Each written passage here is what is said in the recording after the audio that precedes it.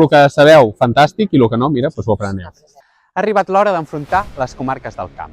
En els propers vídeos ens enfrontarem les unes a les altres. Prepareu-vos per la batalla de preguntes. Tinc aquí 10 preguntes que no us donaré cap opció de resposta. Us donaré un minut i haureu de contestar totes les que pugueu. Sí? Preparats? Esteu preparats? Sí. Doncs vinga, som-hi. Com es diu el prejudici social que més afecta l'autoestima de les persones amb trastorns psiquiàtrics? Prejudici social que més afecta a les persones. A les persones amb trastorns psiquiàtrics. Passo. No, bullying. Voleu passar? Sí? Què vol dir TDAH? Els trastorns de atenció i hiperactivitat. Molt bé. Trastorn de dèficit d'atenció i hiperactivitat. Molt bé. Quin és l'òrgan que consumeix més energia del nostre cos?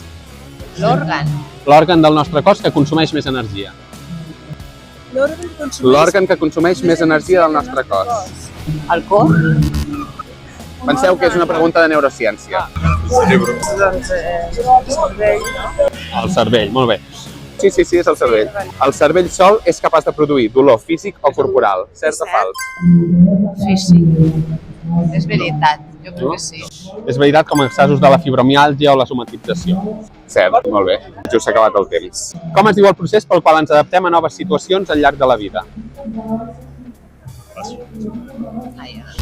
En quin trastorn són típiques les al·lucinacions? Doncs... ara no em surt la paraula, però... L'esquizofrènia o la psicosi. 1, 2, 3.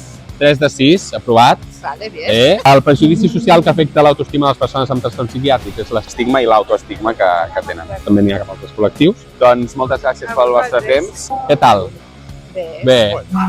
Bueno, algunes coses les sabíeu, algunes no. Sí, heu aprovat.